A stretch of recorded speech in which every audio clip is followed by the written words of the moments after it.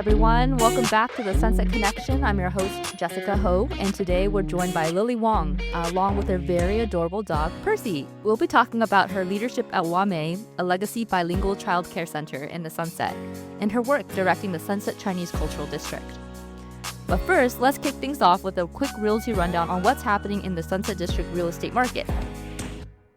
Hi everyone, it's Jess, and welcome back to this week's Realty Rundown, where I break down what's really happening in San Francisco real estate and what it means for you. Today, I want to step back and take a look at the bigger picture, because if you're thinking about buying, selling, or just trying to make sense of the market, the last few years have been a lot. I spent some time digging through the numbers, and here's the story they tell. San Francisco's market has peaked twice in the last 20 years, once in 2005 and again in 2022. 2022 was the real peak.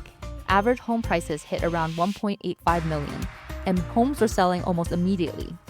Since late 2022, the market has cooled, and today, in 2025, inventory is extremely low, fewer than 1,000 active listings across the entire city. Homes are still selling, but only about half are going over asking price. Single-family homes are holding their value better than condos, and condos are staying on the market longer, facing more price reductions and giving buyers more room to negotiate. Recent tariffs have actually increased the value for fixing up your home, preparing it to sell, or the cost of fixing up your house once you buy it if you're buying a fixer. Tariffs on imported materials like lumber, steel, and appliances have increased, and it's unclear how much higher they will go given the uncertainty of the tariff wars. So this is different for different people, and remember, each district in San Francisco has its own trends. Each neighborhood in San Francisco is different.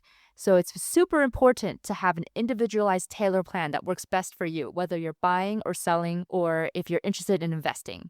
In summary, things that you should take away from this are that single-family homes are still commanding strong prices, especially on the west side. Condos are struggling, fewer selling over asking. This is not a new situation, but it still continues. And inventory is extremely tight, especially for single-family homes. Interest rates remain high, around 6 to 7%, and they are not coming down anytime soon, but refinancing options may come later. So even if you find something that you really love right now, it may make sense to buy the property now and then refinance later when interest rates go down. Also, renovation and construction costs are up significantly due to tariffs, and it's unclear how they will change in the future. And this will change the math for both buyers and sellers. So whether you're buying or selling or investing, everyone needs an individualized tailored plan and strategy to make sure you get the best deal, because what's best for you is different for the next person. And as always, if you need personalized advice or assistance, please feel free to reach out. Even if I can't help you directly, I'll make sure you're connected to someone who can. All right, and that's it for this edition of the Realty Rundown. Now back to the show. Lily is a first-generation San Francisco native and immigrant from Hong Kong. She holds dual advanced degrees in dispute resolution and public policy and has spent over 20 years advocating for marginalized communities. Her career spans organizations like the Asian Law Caucus, Chinese for Affirmative Action, UCSF, and more.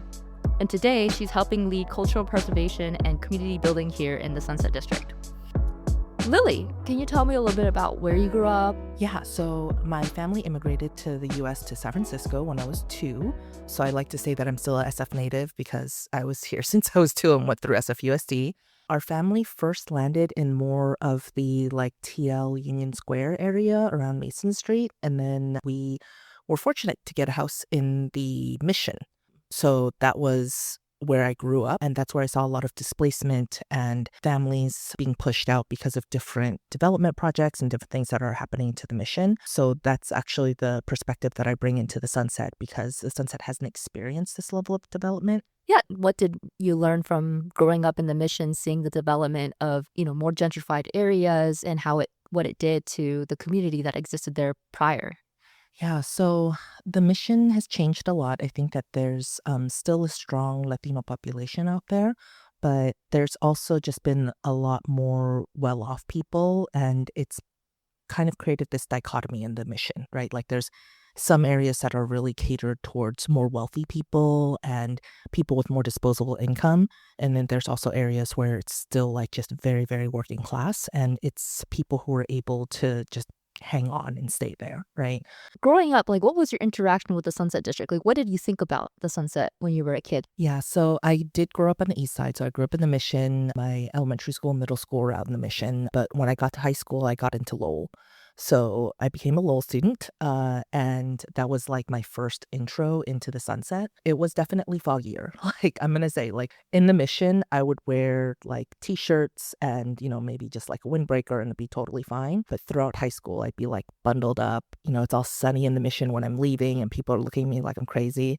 And then I get out to the sunset and I'm like, yes, this was worth it. Like, I needed my layers. I had a larger population of Asian classmates. A lot of my friends, even now, had grown up in the sunset. It was really cool to just see a different side of the city and start hanging out in the sunset, right? Like at Stonestown, because that's where a lot of Lowell kids go. It's like right next to the school, heading out to Lakeshore, but also just like kind of exploring further up towards like Taravel, Noriega, etc.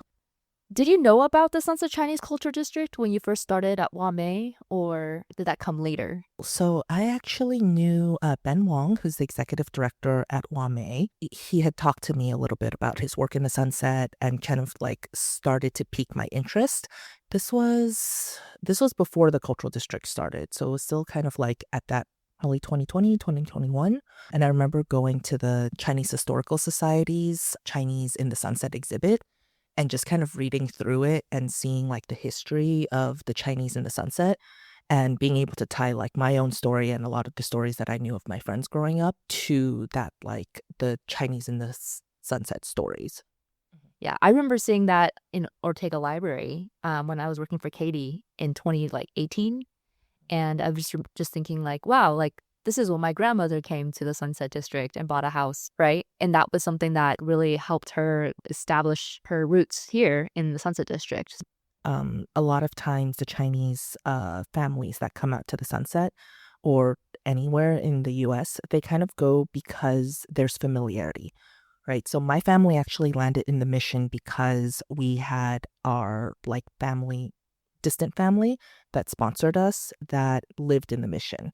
So they lived literally like walking distance from my house growing up. And I think my parents looked into that area because there was familiarity, right?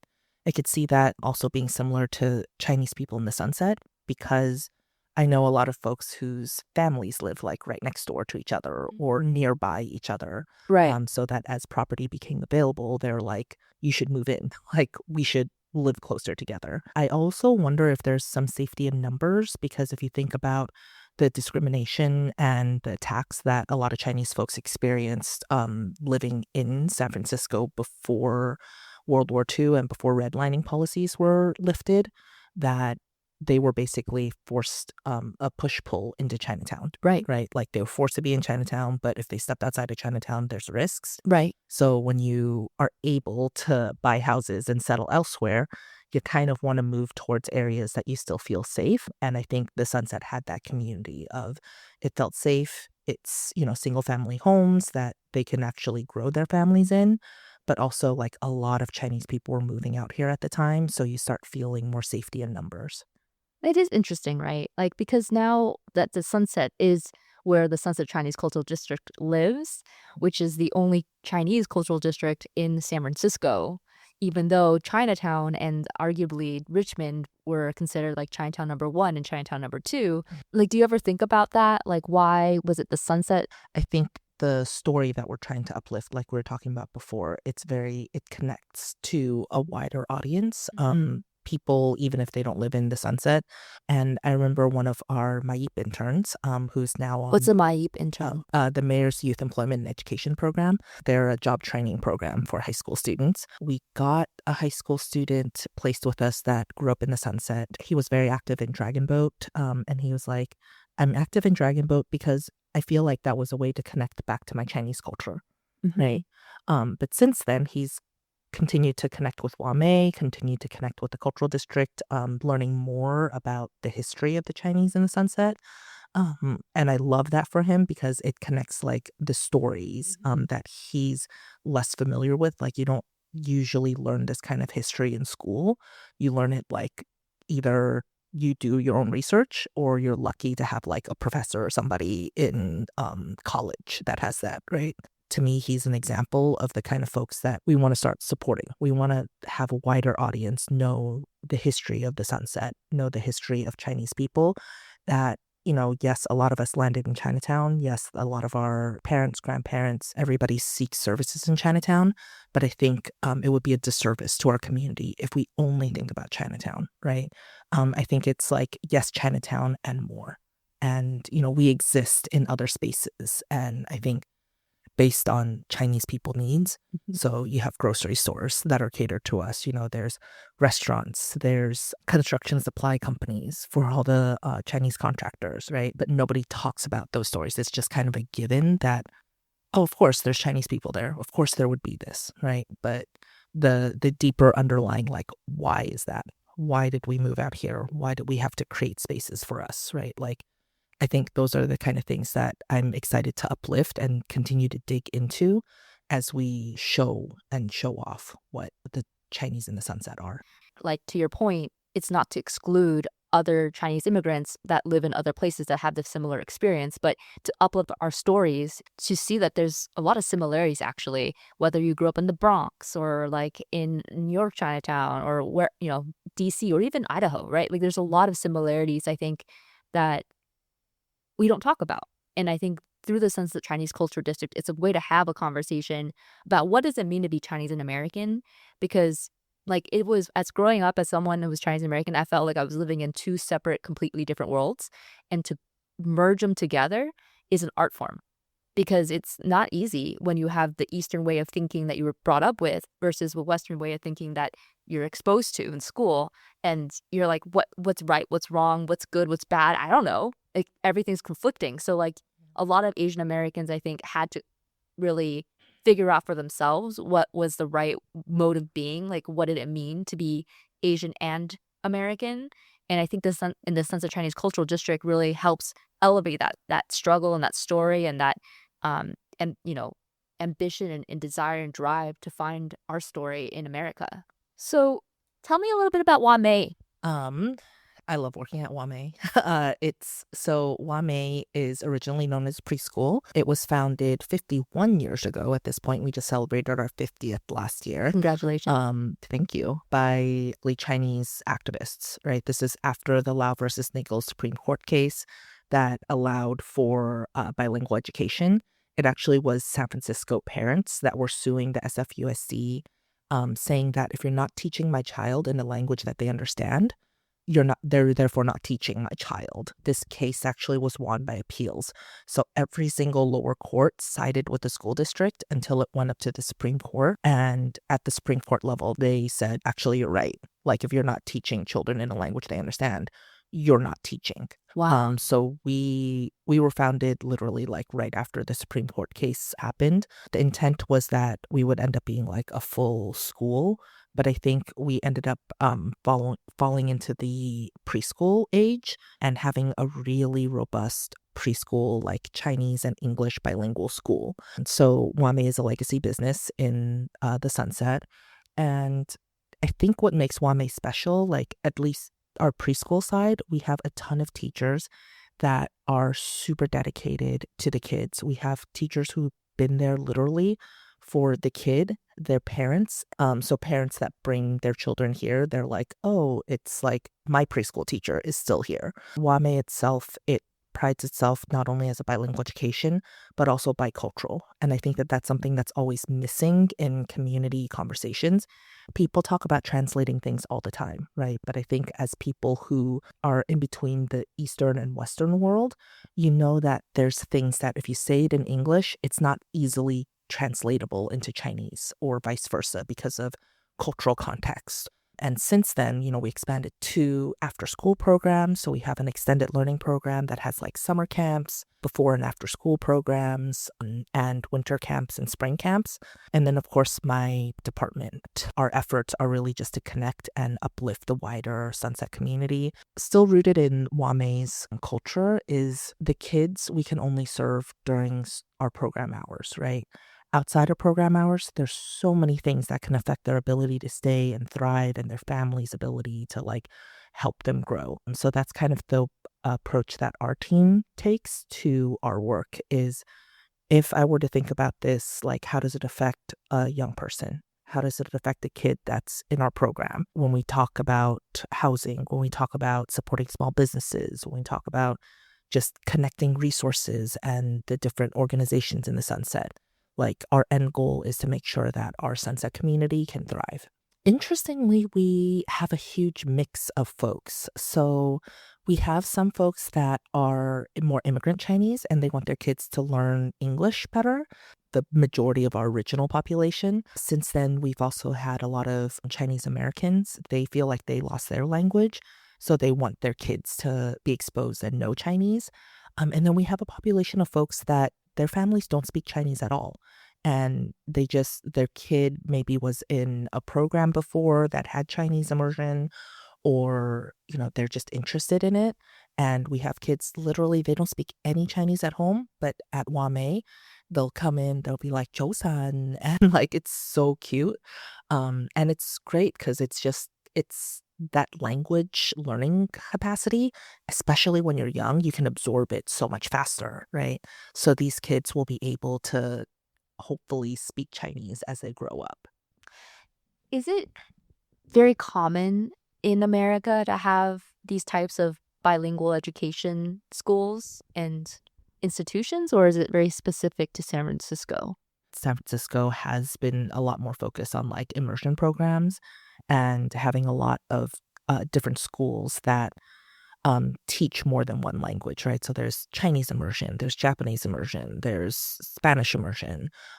So it's a really cool thing in San Francisco to have that opportunity for the young folks. So how did the idea for the Sunset Chinese Cultural District come about? So this is, again, before my time, before I started at Wah Mei, but I tried to learn the history of it. So at the time, Supervisor Mar was interested in having something like the Sunset Chinese Cultural District. It was during the pandemic, so the community in the Sunset were kind of hit on multiple levels from this pandemic, uplifting like how, when it's convenient, the Chinese community is immediately othered, right? We've seen this happen again and again in the past. It's happening again now. It's still happening now, yes.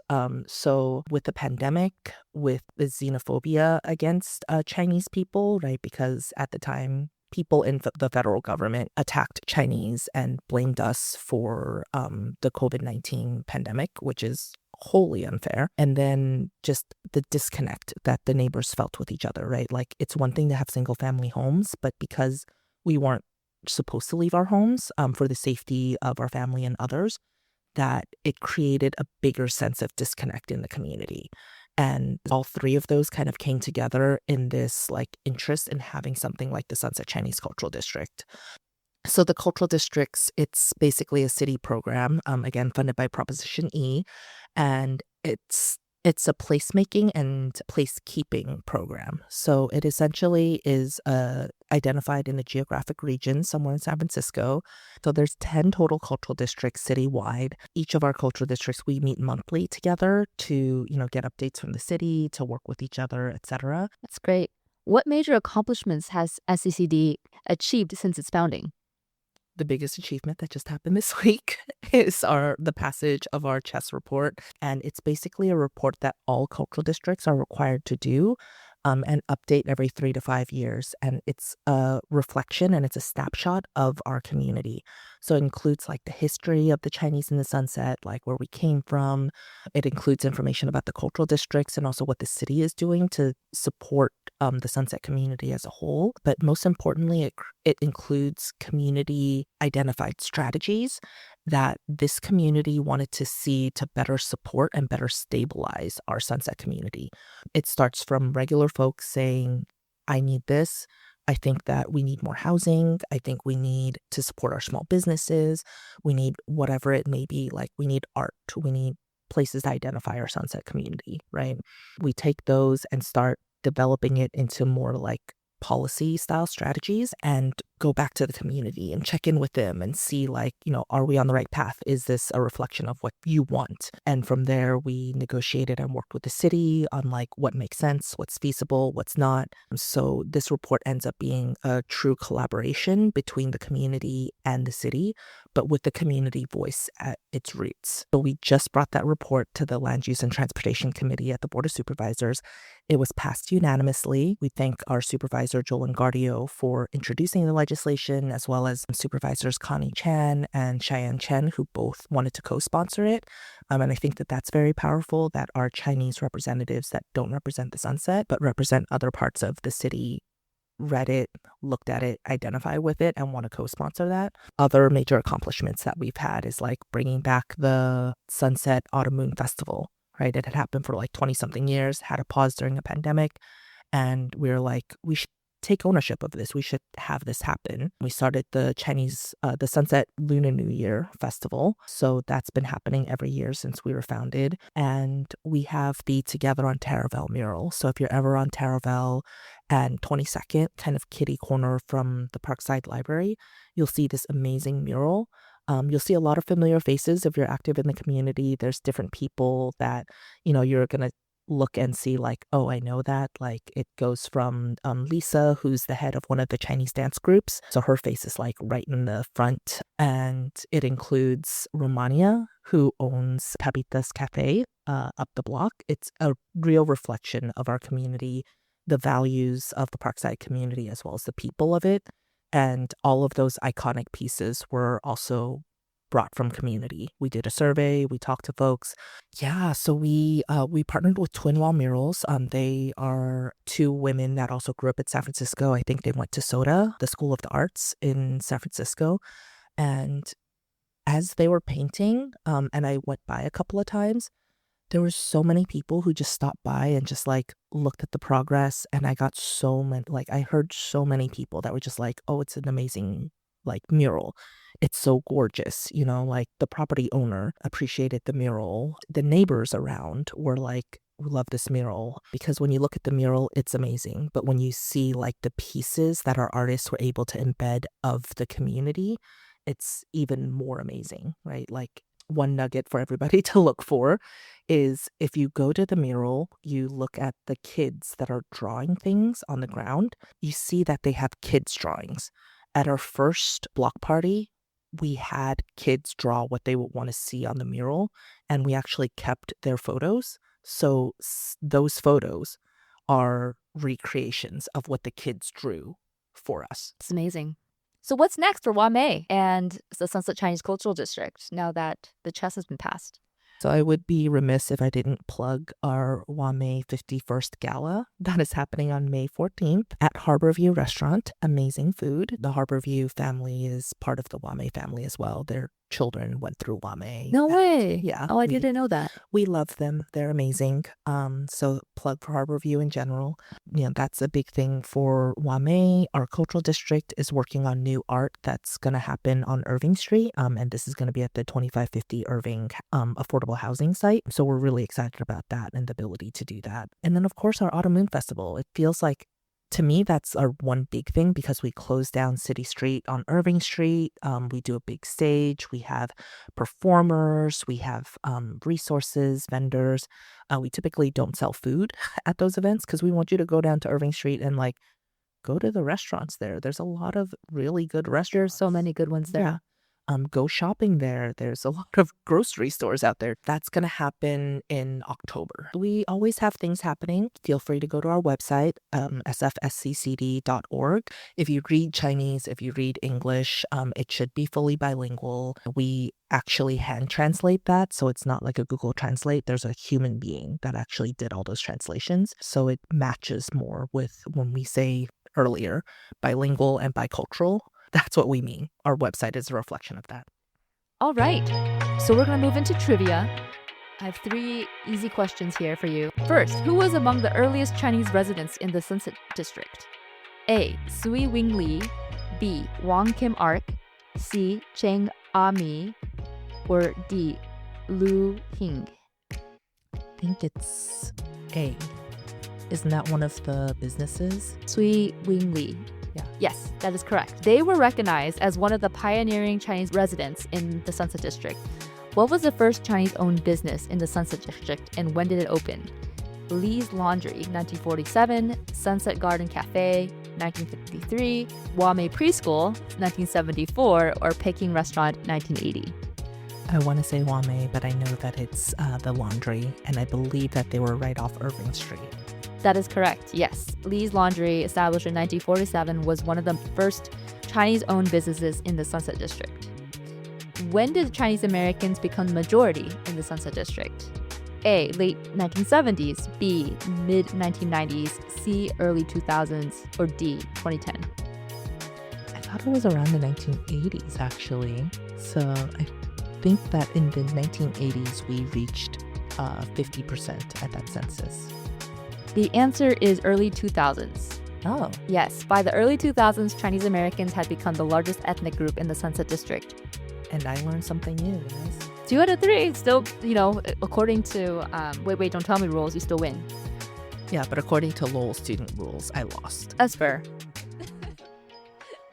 All right, Lily, thank you so much for sharing your work and your vision for a more inclusive, culturally rich Sunset District. Thank you, Percy, for being our honorary co-host today. And to our listeners, thanks for tuning in. Whether you're raising a family, organizing your block, or just taking a walk, remember, this neighborhood is ours to shape. Until next time, keep building, keep connecting, and keep imagining a better San Francisco. Thanks. That's all, folks.